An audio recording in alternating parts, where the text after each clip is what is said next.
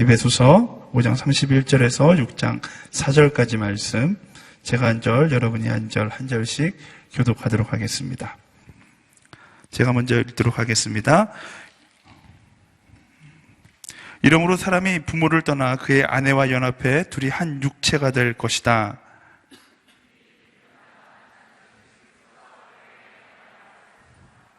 그러나 여러분도 각자 자기 아내 사랑하기를 자기 사랑하듯 하고 아내는 남편을 존경하십시오.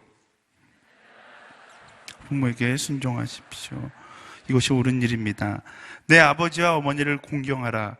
이것은 약속 있는 첫 계명으로 그러면 내가 잘되고 땅에서 장수하리라고 약속되어 있습니다. 함께 읽겠습니다. 아버지들이여 여러분의 자녀들을 노엽게 하지 말고 주의 교훈과 훈계로 양육하십시오. 아멘. 오늘 그 가정을 세우소서라는 말씀의 제목을 가지고서 요셉 공동체 담당하시는 예수님의 사람 우리 최영민 목사님 나오셔서 말씀 전해주시겠습니다. 목사님 나오실 때 큰 환영의 박수로 환영하도록 하겠습니다.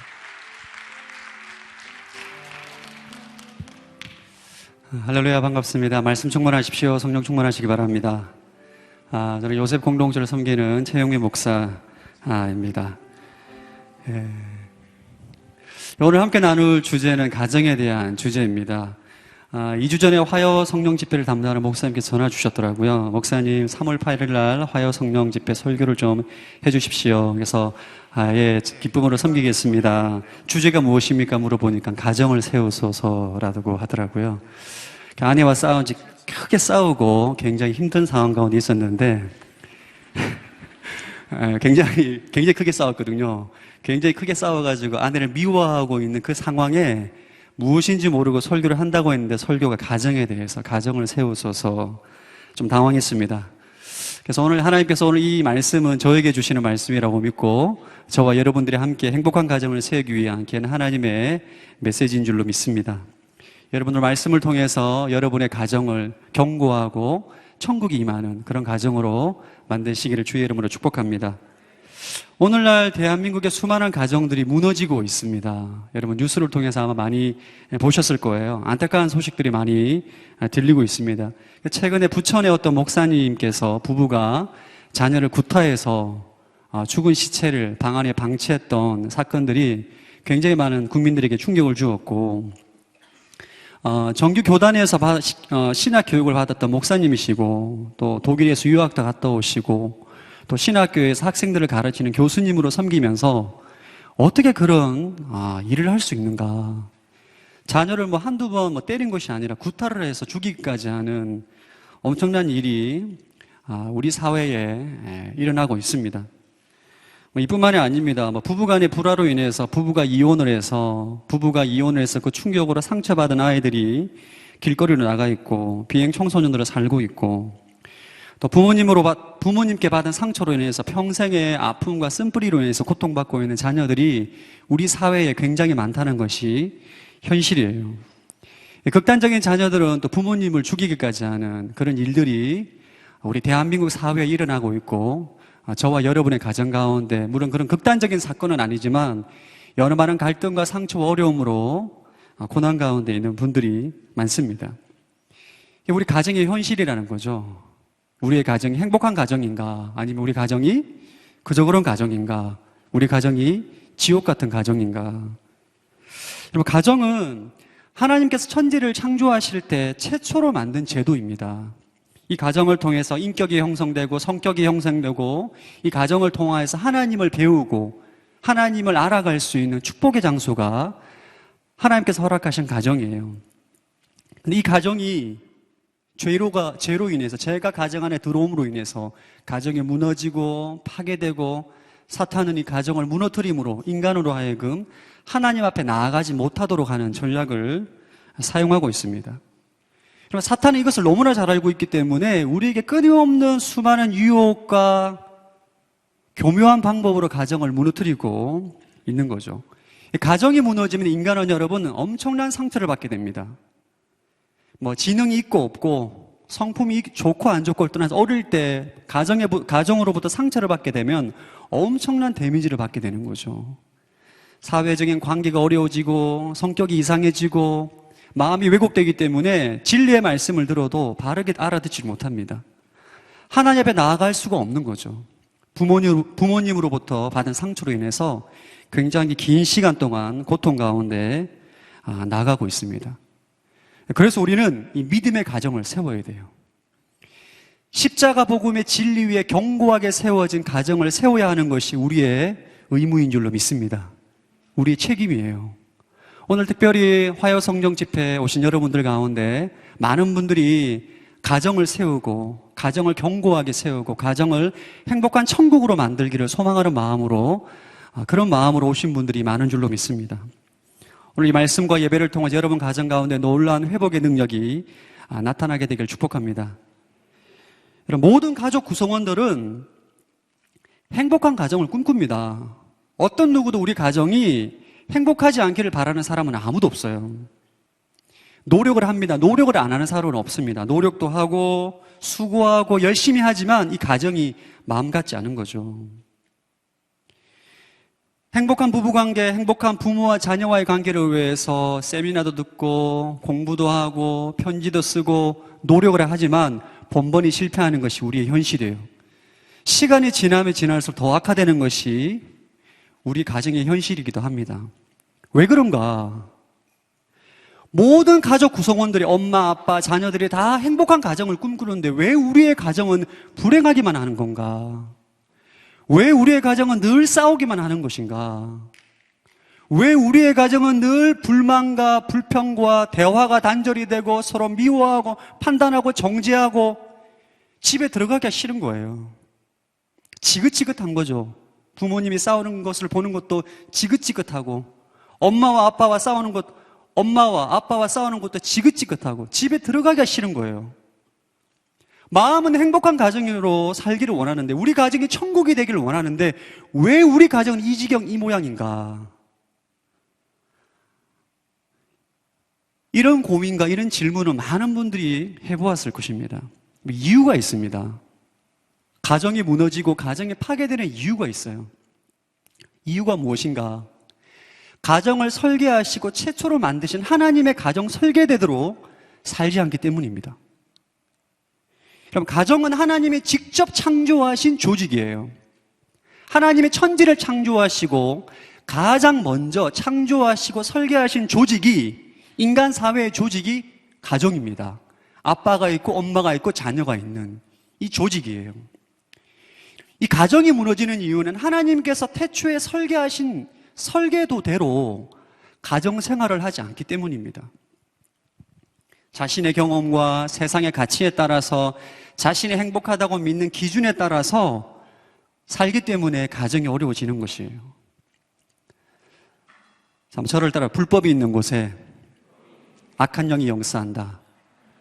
하나님의 법이 있습니다. 하나님의 법을 지킬 때에는 하나님이 약속하신 엄청난 축복이 우리 인생 가운데 가정 가운데 임하지만 하나님의 법을 어기는 것, 불법이 있는 곳에는 악한 영이 역사하는 것이 합법적인 것이에요. 하나님의 태초에 만드신 설계하신 가정의 원리대로 우리 가정에 살아가지 않을 때 우리 가정이 불법을 행할 때 하나님의 법을 어길 때 우리 가정 가운데 미움과 분노와 시기와 음란함이 들어오는 것이 합법적인 것입니다. 악한 영이 가정 가운데 들어오기 때문에 가정이 무너지고 넘어지고 파괴되고 서로 미워하고 정죄하고 상처를 주고 쓴뿌리를 갖는 가족이 되는 거예요. 전자제품에는 다 매뉴얼이 있습니다. 얼마 전에 제 아내가 원두 커피를 갈아서 이렇게 먹는 기계를 샀는데 제가 작동을 잘못해가지고 기계가 타버릴 뻔했습니다. 매뉴얼을 제대로 안 본 거죠, 매뉴얼을. 하나님께서 창조하신 가정을 아름답게 영위하고 천국을 만들기 위해서는 하나님의 매뉴얼을 알아야 돼요. 그리고 그 매뉴얼을 지켜야 합니다. 그래야만 우리 가정이 하나님이 허락하신 축복이 임하는 가정이 되는 거예요. 할렐루야. 여러분, 행복은 하나님이 설계하신 원래대로 살 때 우리 가정 가운데 임하는 축복입니다. 오늘날 많은 사람들이 이 행복을 다 추구합니다. 추구하는데 행복의 기준이 다 달라요.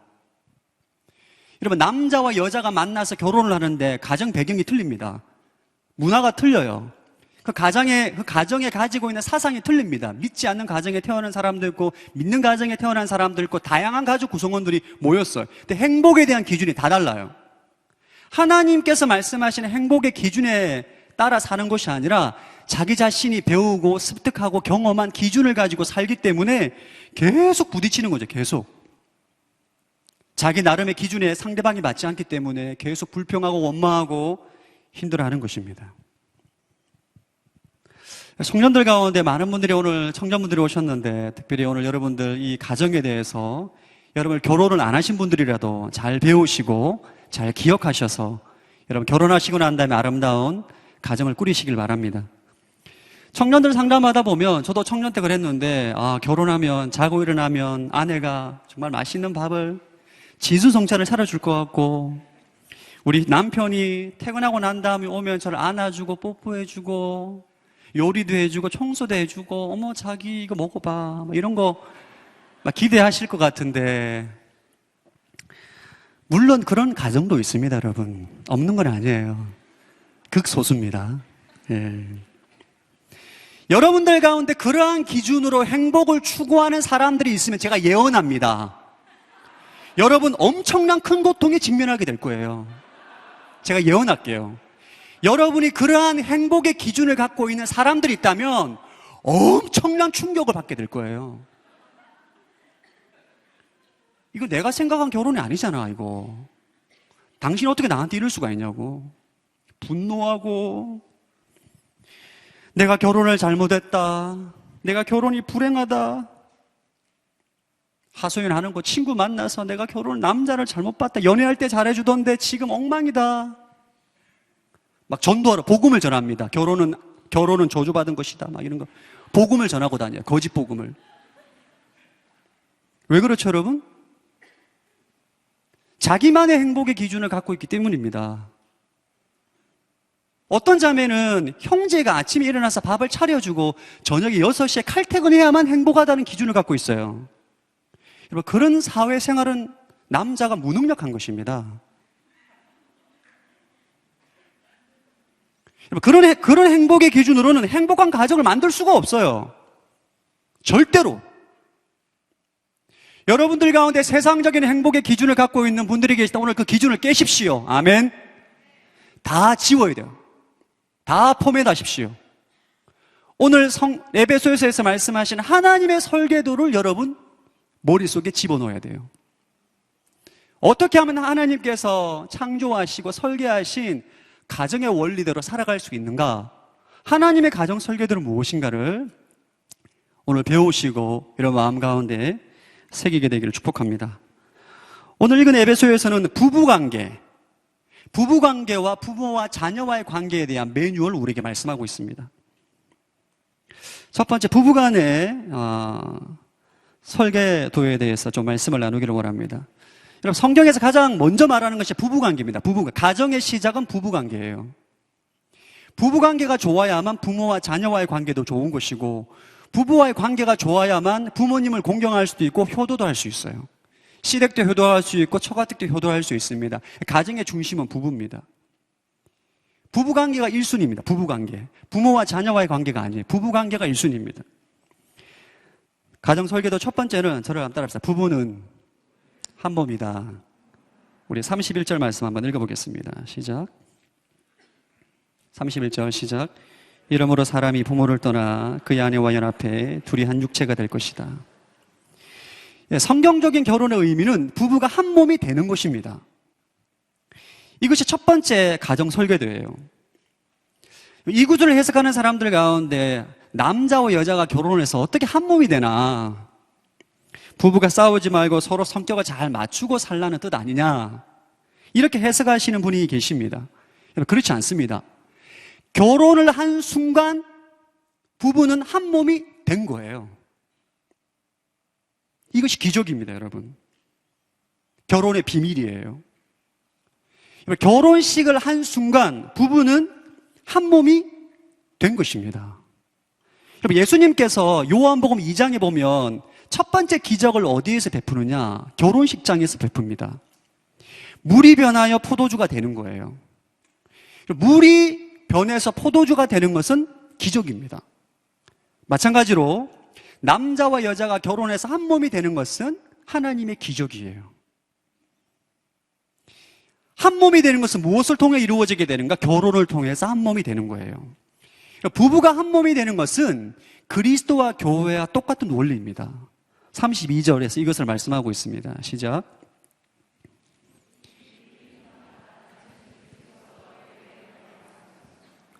이 비밀이 크다. 남자와 여자가 결혼해서 한 몸이 되는 것, 이 비밀스러운 것, 비밀이라는 거예요. 이 비밀은 어떤 거냐? 그리스도와의 교회의 관계가 똑같다는 것입니다. 우리는 예수님을 믿고 내가 예수님과 함께 죽고 예수로 삶으로 우리는 예수님과 한 몸이 되었습니다. 믿으십니까? 그럼 예수님과 한 몸인가요? 아닌가요? 아니, 이거 진짜 몰라서 대답을 안 하신 건가요? 예수님과 우리는 한 몸이 된 거죠. 우리가 예수 그리스도와 함께 죽고 예수 그리스도가 내 인생에 들어오셔서 성령이 내 안에 들어오셔서 그가 내 안에 내가 그 안에 온전한 연합을 이룬 것입니다. 그는 포도나무요 우리는 가지인 것이죠. 예수를 믿는다는 것은 그분과 내와 연합이 되어서 한 몸이 되어서 동행하는 삶을 산다는 것을 말하는 것입니다. 여러분 믿으십니까? 우리는 예수님과 한 몸이 된 거예요. 믿음으로. 부부관계도 이것과 동일합니다, 여러분. 하나님 앞에서 결혼식을 통해서 부부가 되었다는 것은 믿음으로 한 몸이 된 거예요. 이것을 믿으라는 거예요. 어떻게 한 몸이 됩니까, 목사님? 믿음으로 한 몸이 되는 것입니다. 이걸 굳게 믿어야 돼요. 이것을 안 믿는 사람은 결혼에 살다가 힘들면 이혼하려고 합니다. 이혼이 행복의 또 다른 가능성이라고 믿고 있어요. 여러분, 한 몸이 두 개가 된다는 것은 찢어져 죽는 것입니다. 둘이 되는 게 아니에요. 한 몸이 둘로 갈라지는 것은 둘이 되는 것이 아니고 한 몸이 둘로 갈라지는 것은 죽는 것입니다. 이 믿음이 있어야 돼요. 저를 따라합시다. 부부는 한 몸이다. 갈라지면 죽는다. 그래서 이것을 믿으시기를 축복합니다. 이 진리를 굳게 붙잡아야 돼요.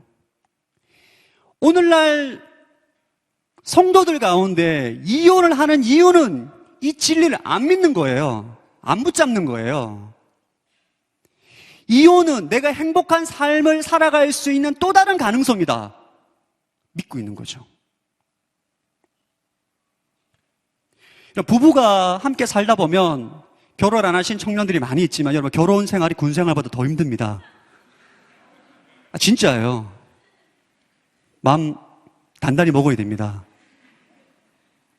결혼 생활 하다 보면 한 몸으로 살 때 우리가 한 몸이 아니라는 믿음의 시험이 옵니다.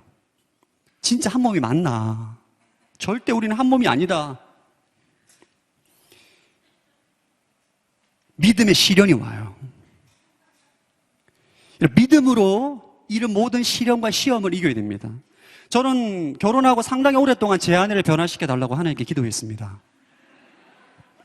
주님, 나는 목사기 때문에 매일 새벽 예배에 가서 말씀도 전하고 기도도 하는데 제 아내는 기도를 안 하는 거예요. 제가 보기엔 말씀도 안 보는 거예요. 너무 영적으로 어리다. 나는 성령 충만하고 나는 멋진 남자인데 아내는 너무 좀 떨어지는 게 아닌가. 변화시켜달라고 굉장히 많이 기도했어요, 하나님께.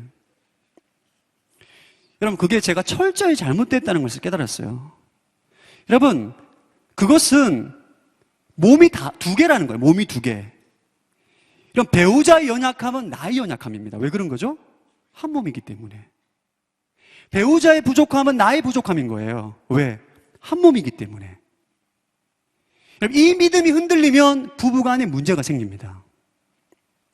많은 청년들 결혼을 위해서 준비하고 기도하고 있는 분들이 계시는데 이 진리를 믿어야 돼요. 하나님 배우자를 바꿔주십시오라고 기도할 것이 아니라 나를 바꿔달라고 기도해요. 나를. 그것이 한 몸이 된 인생이 드리는 기도예요. 결혼을 준비하는 많은 청년들, 부부가 된다는 것은 한 몸이 된다는 것을 반드시 기억하시기를 축복합니다. 여러분, 그게 첫 번째예요. 그게 행복한 가정을 세우기 위한 첫 번째입니다. 왜 우리 가정이 불행하냐? 대부분 불행한 가정의 첫 번째 이유는 부부간의 문제입니다. 부모와 자녀가의 문제가 있을 때에는 언젠가는 극복이 돼요, 대부분. 그러나 부부간의 문제가 생기면 가정은 거의 깨집니다.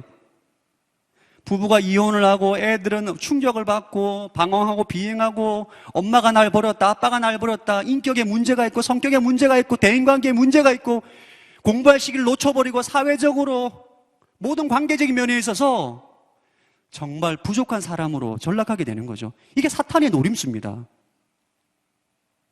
왜 그런가? 이 믿음이 없는 거예요. 부부가 한 몸이라는 믿음이. 여러분들 가운데 결혼하신 분들이 계시다면 이 진리를 굳게 붙잡으시기를 축복합니다. 다시 한번 저를 따 부부는 한 몸이다. 두 번째 가정 설계도 두 번째는 저를 따라합시다. 행복은 주님이 주신다. 예. 여러분 먼저 많은 성도들 가운데 이 결혼과 동거의 차이점을 잘 몰라요.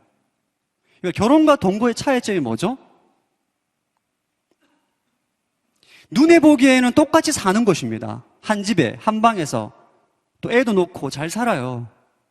차이가 뭐죠? 여러분 결혼식을 하고 사람들에게 결혼식을 했다고 알리고 함께 살지만 서로 좋아서 사는 관계는 동거입니다. 동거하는 관계예요. 결혼과 동거의 차이점은 약속이 있느냐 없느냐예요. 결혼의 관계는 부부간에 약속이 있는 것입니다. 그 약속이 무엇이냐 하면 서로 사랑하는 약속이 있는 거예요.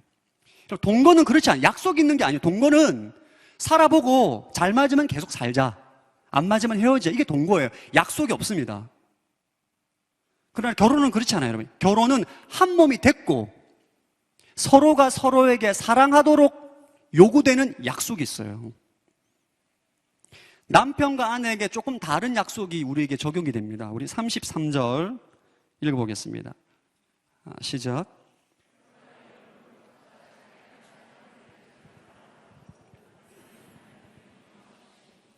남편에게 요구되는 명령은 아내를 사랑할 때 자기를 사랑하듯이 사랑하라는 거예요.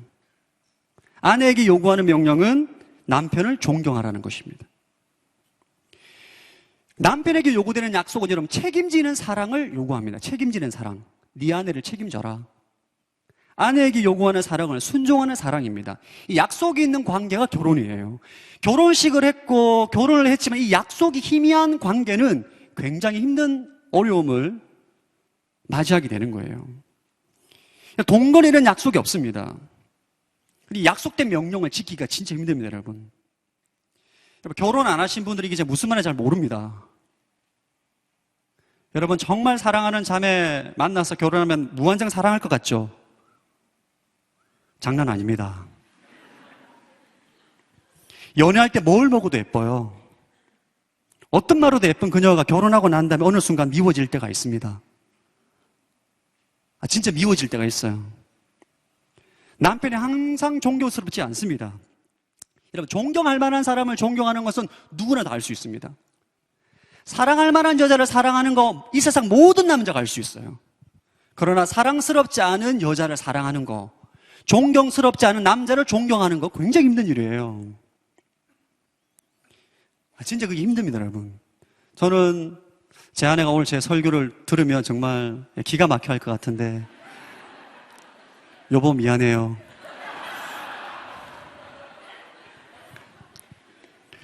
저는 제 아내를 너무너무 좋아했어요. 청년 때 만나서 3년을 쫓아다녔습니다. 스토커처럼. 결혼을 구걸해서 했어요. 진짜 결혼을 구걸해서 하다시피 결혼했습니다. 근데 결혼 7년 차쯤 되니까 진짜 제가 깨달았어요. 내 힘과 내 사랑으로는 그녀를 사랑할 수가 없구나. 너무너무 미운 거예요, 진짜. 어느 순간에. 내가 왜 저 자매를 좋아했을까? 내가 뭔가 쉬었구나. 이런 생각이 드는 거예요. 저는 결혼하고 7년이 지나고 난 다음 알았어요.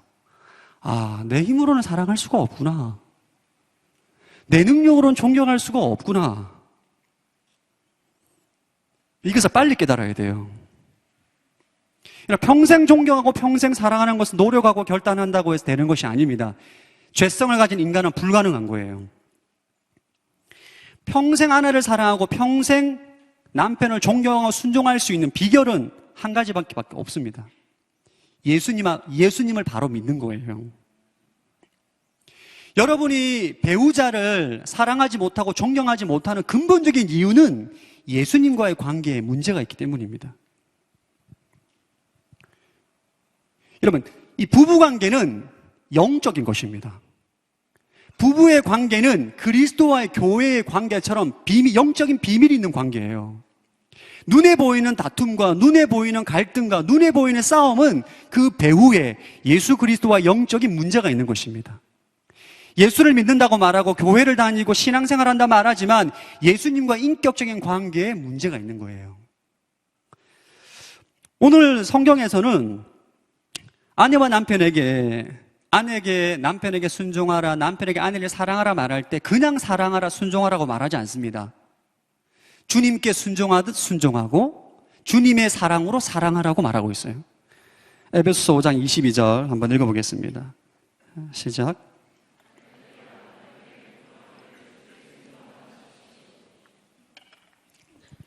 예, 남편에게 복종할 때 주께 복종하듯이 남편에게 복종해라.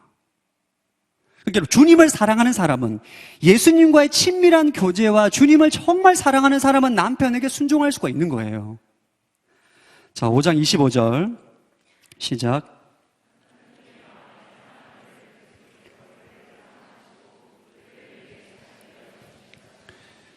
아내를 사랑할 때 남편에게 그리스도가 교회를 사랑하듯이 자기 자신의 목숨을 내어주듯이 사랑하라는 거예요. 남편이 아내를 정말 사랑할 수 있는 이유는 예수님과의 견고한 관계와 교제 가운데 있기 때문에 아내를 그렇게 사랑할 수가 있는 거예요. 이 약속된 명령은 예수님과의 친밀한 관계가 전제된 명령입니다. 십자가를 통과한 사람, 내가 죽고 예수로 사는 것이 이 십자가를 통과하고 복음의 진리 위에 견고하게 세워져 있는 사람들은 이 사랑과 순종이 가능한 거예요. 여러분, 죄 덩어리인 우리 자아는 결코 자기 자신을 사랑하듯이 다른 사람을 사랑할 수가 없습니다. 우리의 죄 덩어리인 옛 자아는 존경할 만한 것이 없는 사람을 존경하기가 어려워요. 그렇기 때문에 이 자아가 죽은 사람, 십자가를 통과한 사람, 내가 죽고 예수로 사는 그리스도와 친밀한 관계와 교제 가운데 있는 사람들이 이 약속된 명령에 순종할 수가 있는 거예요. 할렐루야. 그럼 행복하자고 결혼했는데 왜 서로 싸우는가? 배우자에게 나를 행복해달라고 계속 요구하는 거예요. 여러분, 저도 그랬어요. 제가 많은 부부도 상담을 해보는데 싸우는 이유가 다 하나같이 하나예요. 저는 결혼하면 행복할 줄 알았습니다. 근데 결혼해보니까 행복하지가 않다고. 왜? 배우자가 나를 행복해주자. 자, 말이 이상하네요. 배우자가 나를 행복하게 안 해준다는 거예요. 이게 엄청난 불만 사항입니다. 저는 결혼하고 난 다음에 아내에게 상당히 많은 불만이 있었어요. 어떤 불만이 있었느냐? 당신 왜 내 목회 도와주지 않느냐? 나 너무너무 목회가 힘들고 버겁다. 당신 사모 아니냐? 목회를 도와줘야 되지 않냐? 그러면 내가 행복해지지 않겠냐? 계속 요구하는 거예요. 계속. 그러면 내가 행복해질 거라고 생각을 한 거죠. 제 아내는 저에게 무엇을 요구하느냐? 나를 행복하게 해달라. 나를 챙겨달라. 나를 보살펴달라. 나를 사랑해달라. 배우자가 나를 행복해 주기를 원하는 거죠. 많이 다퉜습니다. 상처도 주고 상처도 받고 섭섭하다 말하고 이런 갈등이 계속 반복되는 거예요. 이런 갈등이 계속적으로 반복되는 가장 깊은 이유는 내가 행복해지고자 배우자를 대하기 때문입니다. 여러분, 결혼하기 전에 있는 청년, 이것을 반드시 잘 기억하십시오. 할렐루야. 여러분, 행복은 결코 배우자가 주는 것이 아닙니다. 그거 속으면 안 돼요. 따라합시다. 행복은 배우자가 주는 것이 아니다. 여러분, 행복은 배우자가 주는 것이 아닙니다. 누가 주나요? 예수님이 주시는 거예요. 여러분은 행복을 예수님에게 받아야 돼요. 예수님과의 관계로 인해서 상황과 환경을 초월한 행복한 사람이 되면 어떠한 사람이든 결혼하면 그 배우자를 행복하게 해주는 것입니다. 할렐루야. 예수를 믿는 사람이 이미 행복한 사람이에요. 돈이 많아서 좋은 환경이어서 좋은 데 취업을 해서 행복한 것이 아니라 내 안에 계신 예수님과 교제하고 동행하고 사망의 음침한 골짜기를 걸을지라도 그와 나와 함께 하시기 때문에 내가 행복한 것이에요. 이 행복을 배우자에게 흘려보내는 것입니다. 그렇기 때문에 가정이 행복해지는 거예요. 그러니까 여러분들이 좋은 배우자를 고를 때에는 그런 외적인 것이 아닙니다. 저는 행복한 가정을 세우기를 원합니다. 그러면 여러분이 예수 그리스도로 말미암아 행복한 사람이 되어야 돼요. 가장 중요한 준비입니다. 아파트를 준비하고 좋은 직장에 취업을 하고 육체적인 건강과 여러만의 영적인 준비를 하는데 가장 중요한 준비는 여러분이 그리스도 안에서 행복한 사람이 되는 거예요. 할렐루야.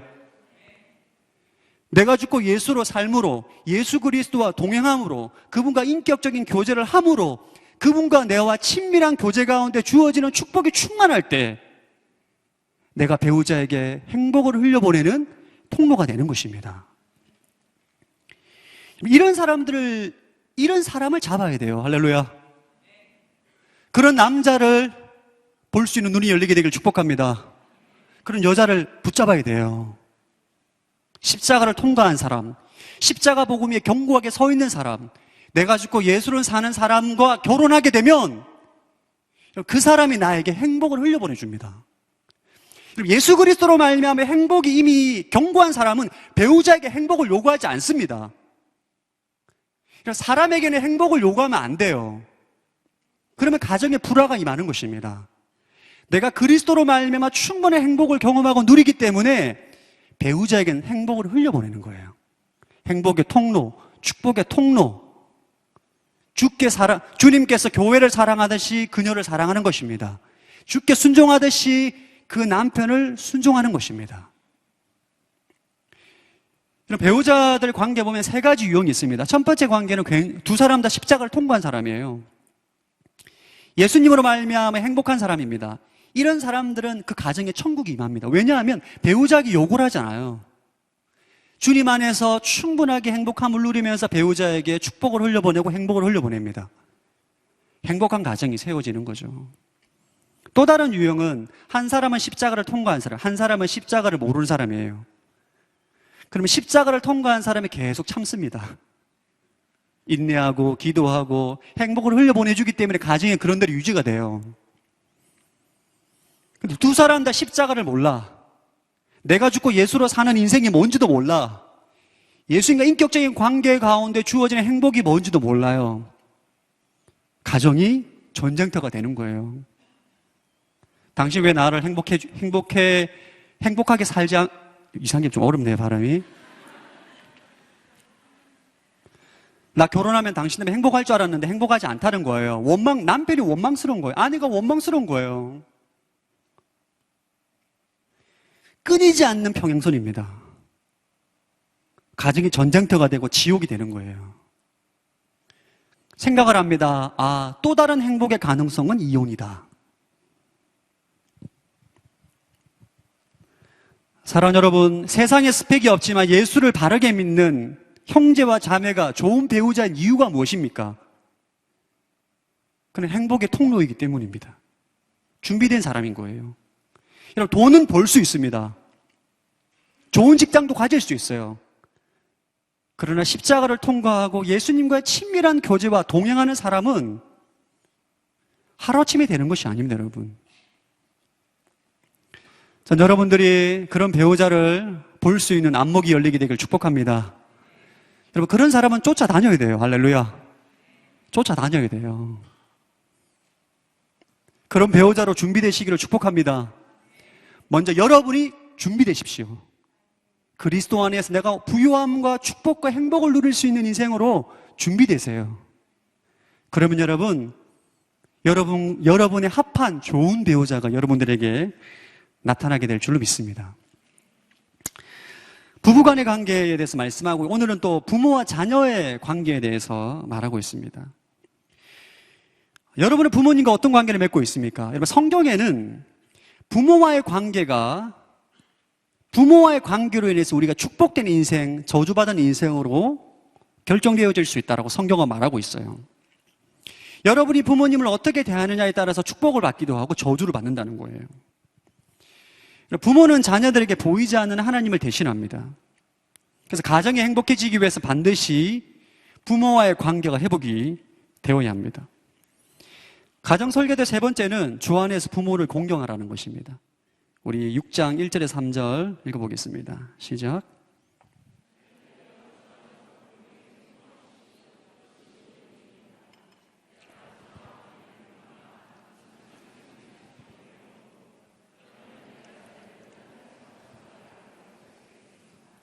예, 하나님께서 자녀들에게 주신 명령은 주 안에서 부모님에게 순종하라, 공경하라.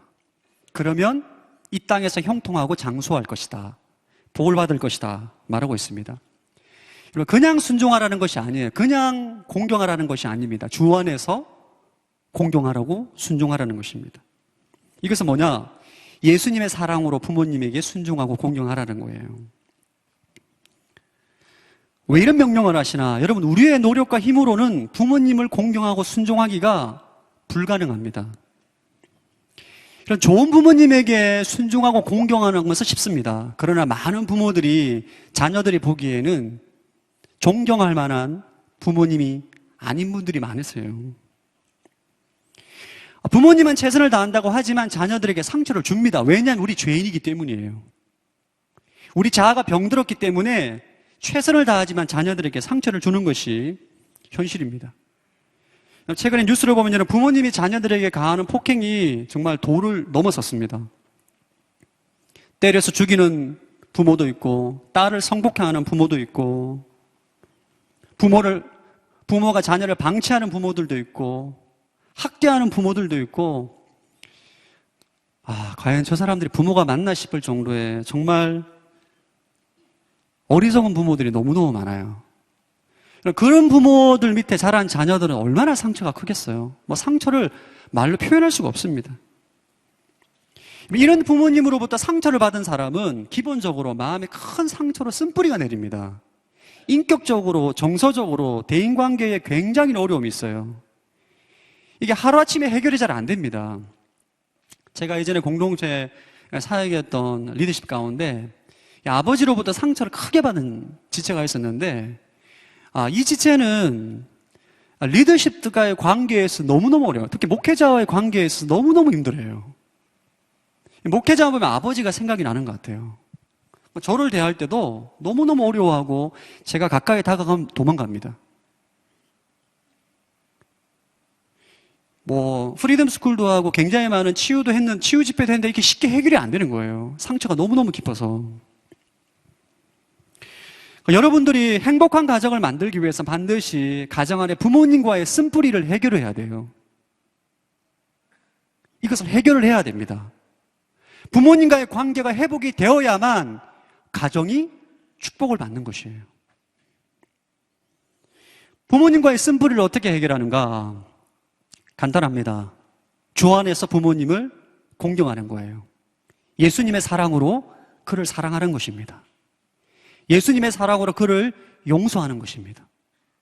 주 안에서 부모님을 순종하고 공경하는 거예요. 용서하고 사랑할 때 그 죄의 악순환이 끊어지게 되는 거예요. 이게 끊어지지 않으면 내가 결혼하고 난다면 동일하게 자녀들에게 동일한 상처를 줍니다. 부모님에게 학대받고 맞았던 자녀는 또 결혼해서 자신의 자녀에게 학대하고 자신이 원하지 않지만 그 상처를 대물림하는 거예요. 이것을 예수님의 사랑으로 끊어야 돼요. 그것은 주님의 사랑으로 용서하는 거예요. 여러분들 안에 부모님에 대한 상처와 쓴뿌리가 있는 분들이 계시다면 부모님을 용서하게 되길 축복합니다.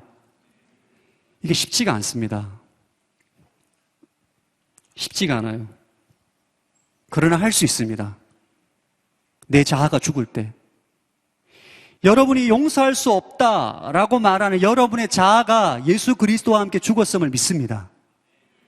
내 자아가 죽고 예수가 내 인생의 생명이 되고 주인이 되면 예수님의 사랑으로 그를 사랑할 수 있는 거예요. 순종할 수가 있는 것입니다. 용서할 수가 있는 것입니다. 여러분들은 전 절대로 용서할 수 없습니다. 말하지 않게 되기를 축복합니다.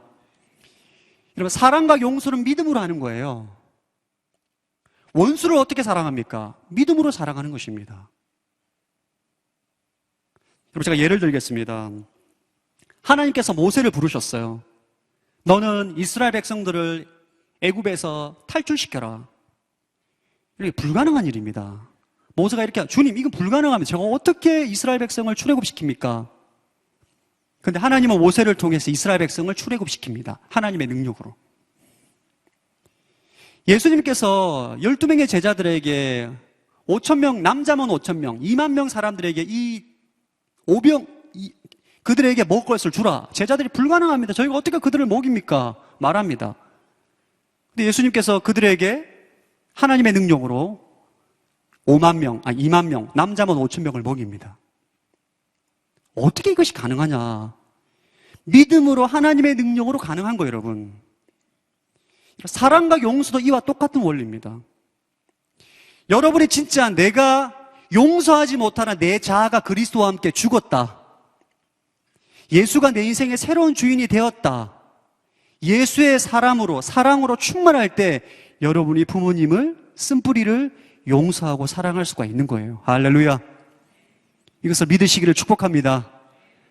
여러분은 부모님을 용서할 수가 있어요. 쓴뿌리와 상처가 있다고 하더라도 부모님을 용서할 수가 있습니다. 어떻게? 믿음으로. 오늘 이 밤 가운데 여러분들 가운데 부모님을 용서하기가 어렵고 사랑하기가 힘든 분들이 계시다면 믿음으로 고백하시고 선포하시고 결단하게 되길 축복합니다. 예수님의 사랑의 능력이 여러분 10년 가운데 인생 가운데 임하게 될 줄로 믿습니다. 네 번째 가정 설계도는 주의 교훈과 훈계로 자녀를 양육하랍니다. 우리 6장 4절 읽어보겠습니다. 시작. 6장 4절 시작.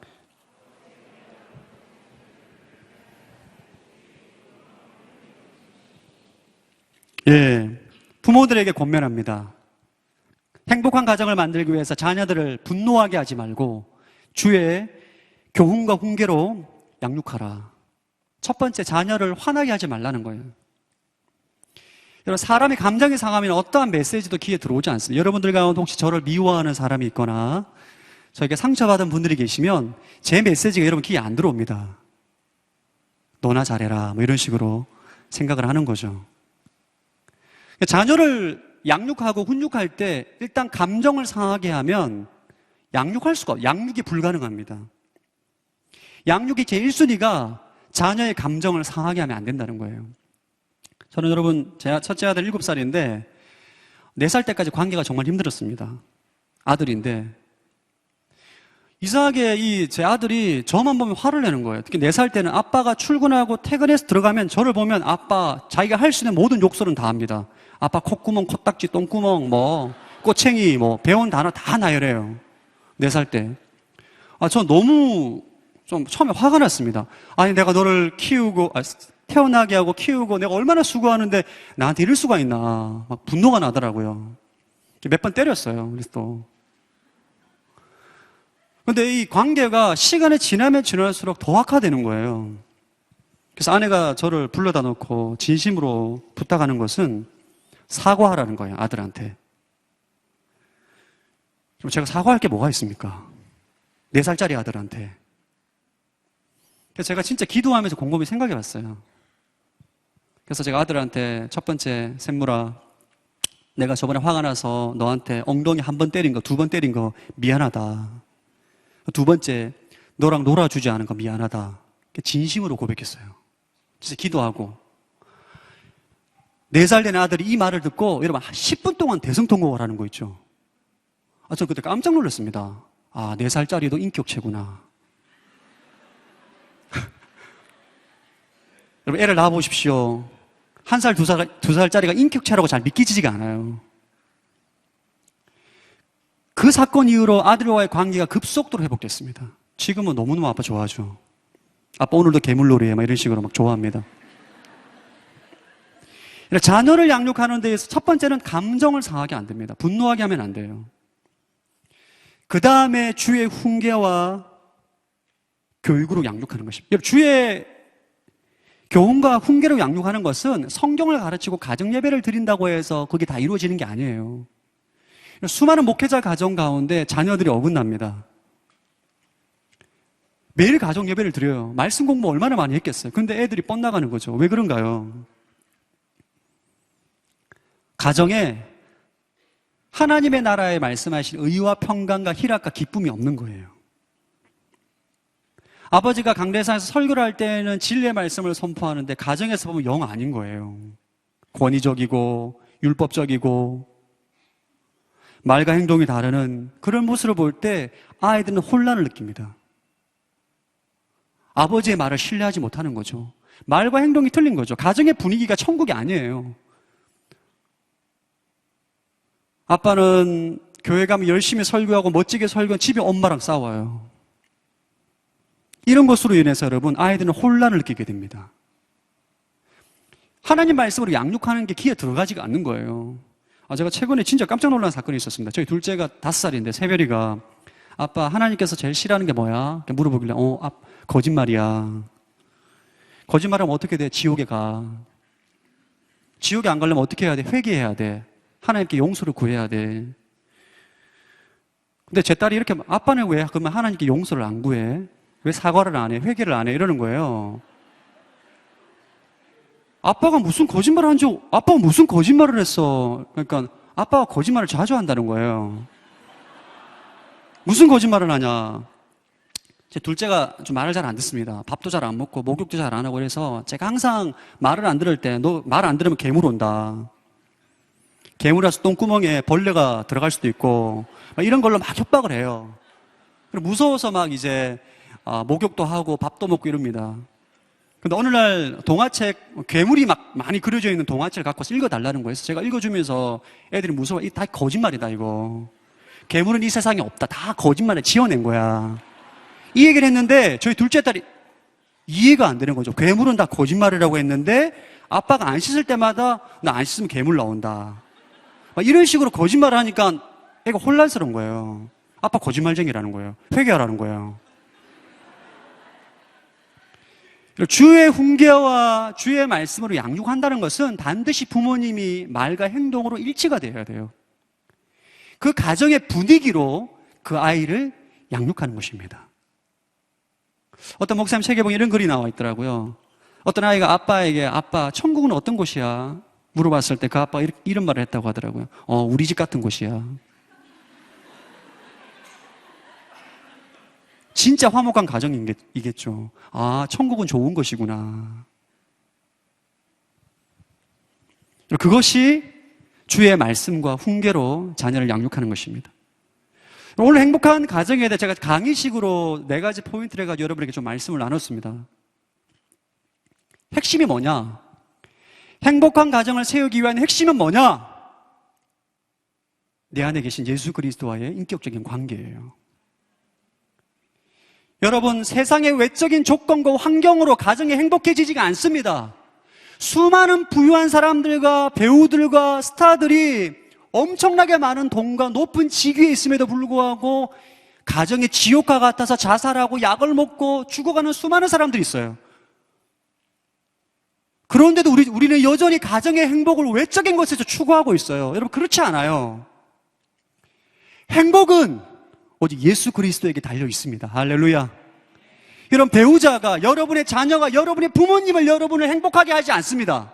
절대로. 인간은 죄로 타락한 자아를 가지고 있는 죄인이기 때문에 그에게 기대를 하면 할수록 상처밖에 받는 게 없어요. 우리 누구에게 행복을 구해야 되는가? 예수님에게 구해야 돼요. 어제와 오늘이나 2000년 동안 영원토록 변하지 않는 창조주 되시고 만물의 주관자 되시고 이 세상의 통치자 되신 예수 그리스도의 인격적인 관계를 통해서 상황과 환경을 초월한 행복을 경험하고 그 행복을 흘려보낼 때 우리 가정이 천국이 되는 것입니다. 할렐루야. 이것이 성경에서 말하고 있는 행복의 비결입니다. 여러분들이 행복한 가정을 세우기 위해서 여러분 예수님 잘 믿어야 돼요. 그냥 교회를 다니고 예배하고 기도한다고 해서 잘 믿는 것이 아닙니다.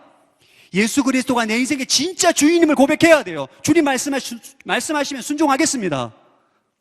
주님이 내 인생의 주인님이십니다. 주님. 말씀하시면 무조건 순종하겠습니다. 늘 그분을 사모하고 갈망하고 그분으로 말미암아 행복을 경험할 때 여러분 그 더 이상 사람의 핑계가 아니에요. 여러분들 가운데 믿지 않는 가정에 계시다면 예수님을 전하시기를 축복합니다. 복음을 전해야 돼요. 우리 가정에 예수님이 왕이 되셔야 돼요. 예수님이 통치하셔야 돼요. 예수님이 주관하시고 통치하시고 순복할 때에 예수님으로 인해 주어지는 부요함과 축복과 행복이 충만한 인생이 되는 것입니다. 그것이 성경에서 말하는 행복한 가정이에요. 천국을 경험하게 되는 것입니다. 저는 진짜 오늘 설교를 준비할 때 너무너무 힘들었습니다, 사실. 전 여러분 이론만 알지 적용을 못해요. 울고 싶습니다, 진짜. 사실 가정에 많은 어려움을 겪었고 지금도 겪고 있어요, 여러분. 사실 하나님께 물었습니다. 주님, 왜 저 같은 사람에게 이런 설교를 시킵니까? 제 전공은 예수님 복음, 영적 전쟁, 하나님 이런 설교가 제 전공인데 왜 가정이라는 주제로 저에게 설교를 시킵니까? 자, 오늘까지 설교 준비를 했는데 말씀을 어떻게 전해야 되나 기도하는 가운데 주님께서 이런 마음을 주시더라고요. 너 가정 똑바로 세우라고. 여러분, 우리 인생의 진정한 소망은 예수 그리스도 외에는 없어요. 오늘 이 말씀을 들으시고 여러분 예수님을 바라보십시오. 그리고 여러분들 가운데 가정의 문제와 불화와 어려움이 있는 분들이 계시다면 그 문제를 예수님께 맡기세요. 여러분, 예수님은 여러분의 가정을 변화시킬 수 있습니다. 그분은 물을 변하여 포도주로 바꾸세요. 지옥과 같은 가정을 천국으로 바꾸시는 분이신 줄로 믿습니다. 그분은 능력이 있어요. 그분을 신뢰하십시오. 그분을 바라보십시오. 여러분이 그분을 바라볼 때 그분이 여러분의 가정을 바꾸시는 능력을 목도하게 될 줄로 믿습니다. 예수 그리스도로 말미암아 여러분 인생 가운데, 가정 가운데 하나님의 행복과 사랑과 능력이 충만한 가정을 경험하십시오. 아멘.